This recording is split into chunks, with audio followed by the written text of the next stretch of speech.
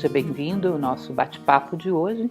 Eu vim atender a um pedido de alguns, que é o comentário sobre as 7 leis do Kybalion vistas da minha janela. Eu me propus a fazer isso, houve uma série de pessoas que começaram a pedir que fosse feito, eu resolvi fazer um pequeno bate-papo, apenas para incentivar vocês a também olharem a partir dessa janela que vocês têm diante de vocês, que é a vida de vocês, e localizarem essas 7 leis. Essa ideia nasceu, vocês devem lembrar, quando várias pessoas começaram a perguntar por que eu acreditava em algo que não citava claramente as fontes. E tem muitos documentos ao longo da história que não citam claramente fontes. A única forma de você confirmá-los seria olhar através da janela da sua vida e ver se a vida corrobora isso. Ou seja, um espírito de experimentação, de vivência, que é muito sadio dentro da filosofia. Aliás, é uma dica importante para você antes de qualquer coisa. Quando você desconfia que algo tem profundidade, que tem algum valor, algo lido em algum livro, algum clássico de preferência, interessante que você caminhe com isso pela vida. No momento que você observa um fato que realmente corrobora isso, que confirma, só nesse momento o conhecimento passa a ser teu. E a partir do momento que o conhecimento é teu, ele é uma base sólida para você construir coisas em cima dele, as tuas coisas, as tuas próprias ideias. Então é muito importante de vez em quando abrir essa janela que dá para a sua vida e começar a procurar por aí o que fundamenta o conhecimento. Ou o que não fundamenta, que também pode acontecer. Aí você começa a perceber que aquele ensinamento tem falhas, não está muito bem equilibrado. Porém, um olhar limpo de dogmatismos ou de crenças prévias. Porque senão você vai induzir a experiência para que ela não confirme ou confirme, porque você já acreditou ou negou previamente. Isso não é filosófico. Por isso eu sempre reitero, o filósofo não é dono da verdade, não tem a verdade, está em busca. Qualquer verdadezinha prévia que você coloque já vai induzir a sua visão. Ou seja, estou testando na vida esse conhecimento, sem preconceitos, pós-conceitos, reflexões posteriores, não anteriores. Então, falando a respeito do Kybalion, são algumas reflexões muito rápidas e muito simples. O princípio do mentalismo, por exemplo. Mentalismo, o que é interessante vocês observarem não significa achar que o poder da mente modifica tudo, não se trata disso. Mas você pode observar de maneira muito concreta que a tua mente cria um ambiente que te influencia tremendamente. Da mesma maneira que o Feng Shui fala que a cor da parede do quarto onde você dorme pode te influenciar para dormir bem, para acordar bem, também o ambiente mental que você cria vai ter uma grande influência no seu dia. Então experimente, por exemplo, quando você acorda, ter uma predisposição matinal positiva. Seja através de uma bela melodia que você coloca tocando na sua mesinha de cabeceira, seja através de uma pequena leitura, cria um ambiente mental. O ambiente não é só físico, o ambiente é também mental. E do jeito que somos dispersos, às vezes o ambiente é mais mental do que físico. E, em geral, acho que estamos mais no ambiente criado pela nossa mente do que no ambiente externo. Então é interessante, criem uma condição, uma paisagem agradável. É aquilo que os antigos chamavam de levantar com o pé direito.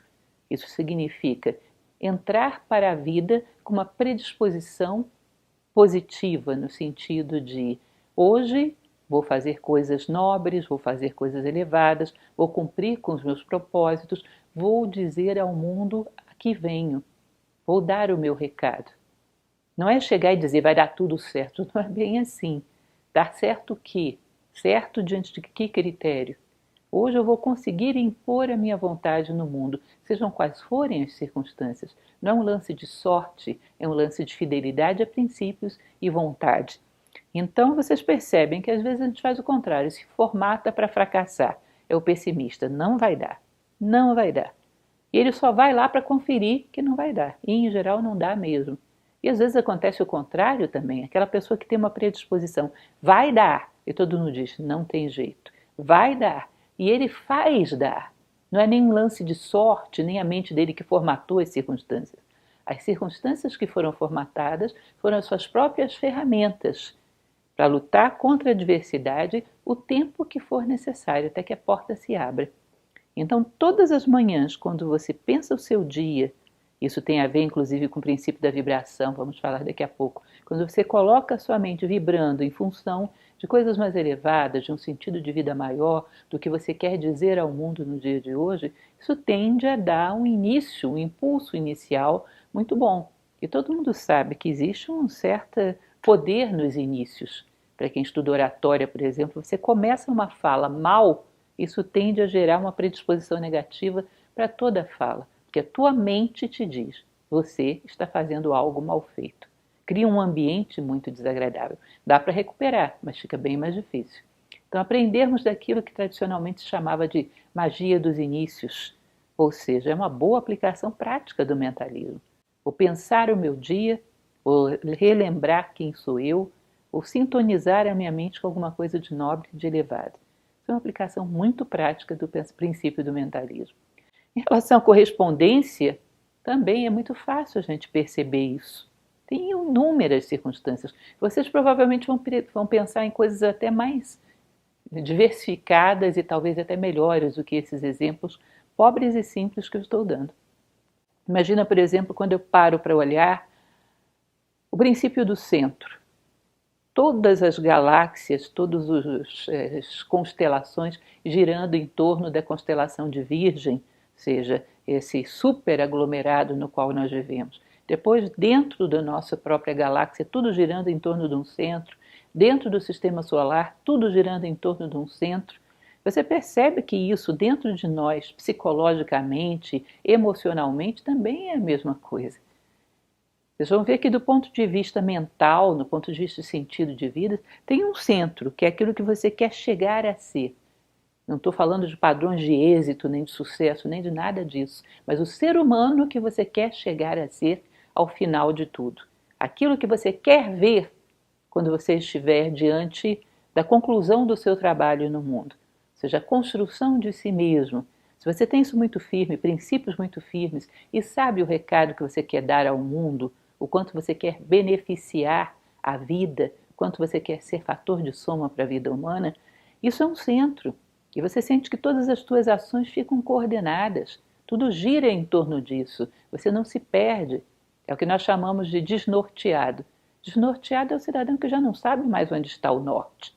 Ou ele nem acredita que exista norte. Então ele fica com um movimento caótico que no final não soma em nenhuma direção, não o desloca em nenhuma direção.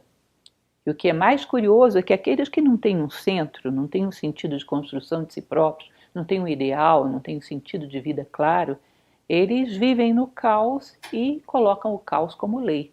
E tendem a ser um pouco críticos em relação àqueles que têm um sentido de vida válido. Mais uma vez, reitero, cuidado. Eu estou falando do ponto de vista filosófico do sentido de vida relativo ao ser humano que você quer ser, não o que você vai ter, o sucesso ou a fama que vai conquistar. Isso, do ponto de vista da filosofia, é um elemento secundário. Pode ser agradável, mas você pode viver muito bem sem ele. Mas sem deixar alguns defeitos para trás, como dizia Sêneca, certifica de veres morrer alguns defeitos antes de ti. Pelo menos um ou dois a gente enterre antes de terminar essa jornada. E isso sim é um sentido de vida válido, a construção de si mesmo. Se você não tem esse foco, se você não tem esse centro, tudo começa a se movimentar de maneira caótica. E aqueles que não têm centro, eles celebram o caos como uma lei e duvidam daqueles que têm. Isso do ponto de vista mental, do ponto de vista espiritual, inclusive. Do ponto de vista emocional, tem uma outra coisa que eu gostaria de chamar a atenção. Eu já sou uma pessoa madura, tenho 55 anos, e cada vez mais eu percebo uma coisa. O centro emocional, o sentido de lar, o lugar em torno do qual a nossa psique gira, o lugar em torno do qual a nossa vida afetiva gira, que nos equilibra, que nos dá, que nos assenta, é aqueles ou aquilo que eu amo. Vocês vão perceber que numa certa idade já não há mais muita curiosidade. Não é muito variável essa questão da idade, depende da maturidade que se adquiriu ao longo da vida. Chega um determinado momento que você percebe que o melhor lugar do mundo é o lugar onde estão as pessoas que você ama. É o lugar onde você faz o trabalho que você ama. É o lugar onde você dá a sua contribuição ao mundo. aquela curiosidade louca, tá bom, vou ali, vou lá, conheço, coisa e tal, mas começa a ficar tudo muito parecido num determinado momento. Várias coisas com vestimentas diferentes, mas no fundo uma mesma tônica. E o único lugar diferenciado, o centro em torno do qual a gente gira é aqueles ou aquilo que ama. Esse é lar, melhor lugar do mundo. Então a gente percebe aquela pessoa que um dia teve uma fantasia, queria morar em tal cidade, foi e chegou lá, não suportou a solidão de estar longe de todos aqueles que ela ama. E por muito que o local fosse maravilhoso, nunca é tão maravilhoso quanto a nossa fantasia constrói. E não compensa o fato de estarmos longe daquilo que nós construímos afetivamente. No fundo, o centro da nossa vida emocional é a quantidade de amor profundo, verdadeiro que conseguimos construir. Ou seja, tudo em nós também tem um centro. Se eu descesse ao plano físico, viria também um centro de equilíbrio dos veículos, um centro de saúde. Nossa vida física, psíquica e espiritual também gira em torno de um centro. Isso é uma boa aplicação do princípio da correspondência. Dê uma observada. Veja se na sua vida também não é assim. O terceiro, que é vibração, esse é mais do que característico.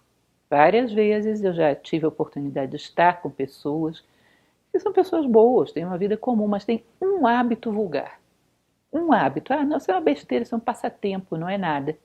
Você percebe que em situações de pressão, aquela vulgaridade que ela cultivou vem à tona. Aquele pontinho que ela deixou ali sem trabalhar é uma possibilidade que a psique dela vai visitar no momento em que ela necessita de resposta e acha que não tem. Então você percebe que a vibração ela não pode estar muito dividida, distribuída em níveis muito díspares. A vibração, que é aquilo com que você se identifica, tem que estar mais ou menos toda ela no mesmo patamar. Uma coisa interessante, falei recentemente para vocês sobre o Rei Leão.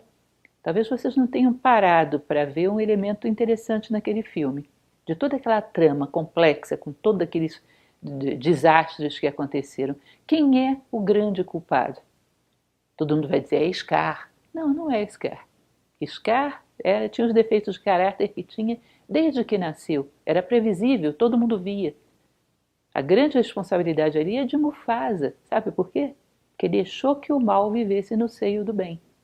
Ou seja, ele expôs todo o seu reino em perigo, expôs ao perigo todo o seu reino, inclusive seu próprio filho, porque fez uma concessão por razões meramente pessoais, o que não é admissível para um rei. Deixou que o mal vivesse no seio do bem. Então, essa questão de termos vibrações muito vulgares no seio de vibrações mais elevadas, você vai perceber que isso, a vida vai acabar gerando um meio termo aí, vai acabar te puxando para baixo. Ou seja, o princípio da vibração pede que você tenha uma sintonia com elementos próximos. Ou seja, o que eu gosto de coisas que me fazem refletir, coisas que me estimulam a ser um ser humano melhor, coisas que me mostrem a necessidade de me dedicar mais à causa da minha vida, coisas que me provoquem um estado de harmonia, que me provoquem um estado de relaxamento. Eu gosto de coisas que me elevam. Não, mas tem essa exceçãozinha. Bom, essa exceçãozinha vai gerar fatos na sua vida. Perceba, observe. Isso é bastante fácil. Olhe um pouco as pessoas à sua volta, mas não com tom de crítica, só para você detectar o elemento. Porque é mais fácil, às vezes, vermos projetados do que em nós. E depois procure em você mesmo. Sintonia. Todo mundo mais ali, mais ou menos junto, num ponto vibratório. A consciência se recusa a descer, uma vez que ela conquistou um certo endereço. Não force. Deixa a consciência ficar no seu assento que ela conquistou por mérito. O outro elemento interessante é a polaridade. Esse é mais observável ainda. Você percebe que tudo que começa intenso demais, daqui a pouco vai para o outro lado. Podem ser namoros, pode ser amizade, pode ser uma dedicação a algo. Saltou etapas, ou seja, não houve ali um conhecimento, uma aproximação, um aprofundamento, um contato um pouco mais gradual. A consciência não cumpriu com os ritos que ela tinha que cumprir. Ela fez um salto. Esse salto não tem sustentação, portanto vai cair talvez na mesma velocidade. Então é um elemento muito comum que nós vemos que amizades, amores, atividades cumprem isso. Eu, às vezes, na minha prática como professora, isso já se tornou mais ou menos habitual. Claro que sempre cabem exceções, mas você vê, às vezes, numa primeira aula do curso de filosofia, aquela pessoa que está vibrando, está entusiasmada demais, e vou passar minha vida aqui, encontrei meu lugar. No dia seguinte, ela vem trazendo os objetos todos da casa dela, querendo colocar lá dentro. Ou seja, calma, leva as suas coisas. Tudo com ponderação. Nós não precisamos de coisas, só precisamos que você cresça. Cuidado com isso, porque dali uma semana é provável que isso arrefeça e vai para o outro lado. Aquela pessoa que sobe com mais calma, que adquire às vezes esse entusiasmo na 20ª aula, quando o curso está acabando, essa tem a possibilidade de sedimentar um comportamento mais retilíneo. Eu sei que essas paixões súbitas são uma fonte de prazer, mas elas não são boa sustentação para algo com que você pretende comprometer a sua vida. Então não é prudente e nem é sustentável. Fazer as coisas, segurar um pouco a paixão e construir toda uma base para ela. Percebam, a nossa psique tem essa tendência. Vai para um lado, vai para o outro. Tente encontrar o justo meio. Isso nada mais é do que o princípio da polaridade. Princípio do ritmo. Quantas vezes nós percebemos que quando tentam nos atingir, não nos pegam porque a gente não está naquele nível, que é a questão da neutralização. Lembrem? O mundo é uma polaridade, é a briga pelo ursinho das crianças. Se você não deseja o ursinho, você está no outro patamar e pode conciliar esse patamar. É muito comum, por exemplo, que quando uma pessoa chega, às vezes numa conferência, às vezes numa aula, chegue com um certo preconceito com a filosofia, chegue querendo atacar alguma coisa, só tem um jeito de um professor não se sentir atacado. Quando ele não está identificado com a sua personalidade, ele está falando em nome de alguma coisa maior. Atacam a personalidade dele, ele está em cima, olha e não tem interesse. Sabe por quê? Porque ele não está fazendo aquilo para projetar a sua personalidade. Então, esse sentido de generosidade, de doação, tira ele do patamar onde ele pode ser atingido. Então, você isso, você aquilo, tá, provavelmente sou, mas ainda assim eu tenho algo para te dar, você quer receber? Ou seja, uma despolarização daquele plano onde as polaridades estão acontecendo. E você percebe que elas já não te atingem. A mesma coisa, já observei isso em algumas outras palestras, em campeonatos esportivos. Quando todos os que estão jogando não são o seu time, não são o seu país, você já não sente nenhum envolvimento passional, você avalia melhor a técnica do jogo. Você vê melhor a beleza da técnica dos jogadores. Você tem uma cabeça mais fria para ver a habilidade, para ver a arte através do futebol, de qualquer esporte que seja. Porque a paixão não está presente. Quando tem paixão, você identifica com um ponto e já não vê mais qualidade, não vê talento. O seu é o melhor e os outros têm que ser derrotados. Então, esse é um elemento curioso para a gente observar. Um juiz, por exemplo, necessariamente teria que ter essa neutralização. Nenhum envolvimento emocional com nenhum lado, nenhuma predisposição a achar que um lado é sempre certo e o outro é sempre errado, que é uma coisa complexa da psique humana. Nenhum preconceito, nenhuma predisposição. Esse é isso e essa categoria é sempre certa. Esse é isso e esse sexo é sempre certo. Seja lá o que for, qualquer predisposição vai torcer um pouco a balança. Ou seja, tem que neutralizar e se colocar no outro patamar de consciência. Constantemente você vê essa necessidade dentro da vida social. Vê essa necessidade em você, quando, por exemplo, julga a briga do seu filho com um garotinho estranho na escola. Não pense que a melhor coisa que você pode fazer por um filho é ficar do lado dele. A melhor coisa que você pode fazer por um filho é ficar do lado da justiça. E isso exige neutralização. E esse é o exemplo que ele precisa. Causa e efeito também é muito fácil de ver. Parem para pensar no meio de uma circunstância dura que você está vivendo. Tentar localizar no passado onde foi o fator gerador daquelas consequências. Qual foi a postura diante da vida, qual foi o traço de temperamento que eu percebi que tinha que ser corrigido e aquele elemento vem bater exatamente naquela aresta para que eu possa poli-la. Às vezes um relacionamento difícil, sei lá, eu tive um pai difícil, uma mãe difícil, e você percebe que o fato de ter convivido com essa pessoa difícil impediu que agora você fosse igual a ela, tivesse uma resposta inadequada à vida. Se não tivesse acontecido isso, talvez hoje você fosse até pior. Tá? Então, relacionar, encontrar no nosso passado o fator causador uma outra experiência ousada que eu proponho para você. Sempre falo que uma coisa interessante é termos um diário, vale muito a pena. Não para dizer o que você fez durante o dia, mas se colocar em relação ao teu ideal humano e ver como você está se movimentando em relação a ele. Experimente pensar. Escreve à noite no seu diário o que foi o seu dia. Experimente pensar qual será o futuro de uma pessoa que teve um dia como esse. Que teve esse tipo de atitudes, esse tipo de pensamento, que fez esse tipo de escolhas. Você percebe que é uma coisa previsível. Dá para ver, dá para saber. É uma coisa interessante que às vezes uma mãe é madura o suficiente para isso. Hoje não se pode nem falar sobre isso, porque há muito preconceito, mas às vezes o filho ou a filha vem com o namoradinho, ela convive um pouco ali e ela claramente vê, olha, daí vai vir tal e tal e tal problema no futuro. Para o casal, para a convivência. Por quê? Ela sabe que a natureza não dá saltos. Ela sabe que para que haja algo excepcional no futuro, tem que ter as sementes do excepcional no presente. Se não há, elas vão ter que ser construídas, vai ter que ser plantado. E se não houver maturidade de ambos para plantar, aquilo ali vai dar numa direção que ela já prevê claramente. Em geral, uma mãe madura não tem nenhuma surpresa com o desenlace de um relacionamento que não saiu tão bom quanto esperaria. Porque já conhece um pouco dessa mecanicidade da causa e efeito. Portanto, ela já vê no presente as sementes daquilo que vai frutificar no futuro. Isso é uma questão de reflexão. Né? Para que haja algo excepcional no futuro, as sementes do excepcional têm que estar aqui. Se não estão, o que vai haver no futuro? O que está aqui? Quais são as sementes que eu tenho na minha mão nesse momento, que eu plantei no dia de hoje? Vale muito a pena refletir sobre isso. Dá um pouco de medo.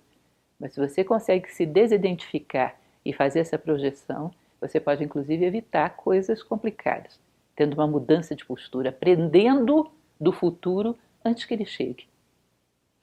Um pouco de reflexão dá para fazer isso, não é nenhum poder paranormal. Por fim, a questão do gênero mental. De vez em quando, nesse mesmo diário, fazer uma experiência de procurar dentro de você quais são as ideias, quais são as emoções, quais são os sentimentos que são realmente teus. Dentro do princípio do gênero como um todo, o gênero mental é onde mais dá para a gente ver experiências no dia a dia. Ou seja, você pode inclusive começar a fazer, que eu também aconselho, também é uma coisa boa para fazer em diário, uma caixa de joias. O que você coloca dentro dessa caixa de joias? Pensamentos e sentimentos que são realmente teus. Cultivá-los com muito carinho. Isso aqui eu acredito, sabe por quê? Porque vivi tal experiência, refleti, cheguei a essa conclusão e isso é uma ideia minha. Esse sentimento é realmente meu, sabe por quê? Eu olhei para essa pessoa sem nenhum preconceito, sem nenhuma tendência de massa, sem nenhum modismo. Observei um pouco as reações dela, tive coragem e isenção para fazer isso e deduzi que essa pessoa talvez não seja digna de ódio, mas sim de compaixão. Talvez ela não seja digna de paixão ou de idolatria, mas apenas de uma pequena admiração ou uma grande compreensão. Ou seja, os sentimentos que são teus, os pensamentos que são teus, vai colocando isso numa caixa de joias. Vai valorizando isso, porque isso vai fazer com que você tenha cada vez mais a prática de buscar qual é a raiz dos teus pensamentos e dos teus sentimentos. E começar a ter a prática de fecundar a sua própria mente, com ideias próprias. Enfim, esse é um pequeno joguinho, como eu falei, isso é só o start. Dá para você procurar na sua vida, na sua janela, de tudo quanto é jeito. É muito difícil que alguém me diga, essas coisas que você viu, você não viu. Eu vi, eu vivi.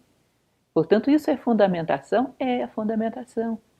É uma fundamentação sólida, é a experimentação de tudo aquilo que eu li. Eu levo a sério algo quando eu experimento e vejo que tem fundamento. Antes é só uma possibilidade. Me parece considerável, não está experimentando tudo também. Aquilo que me parece sensato e considerável é uma possibilidade e agora é uma confirmação. E assim se reflete, assim se aprende, assim se constrói uma identidade própria. É isso, fica a sugestão para vocês. Bastante reflexão, bastante aprendizado. Obrigada.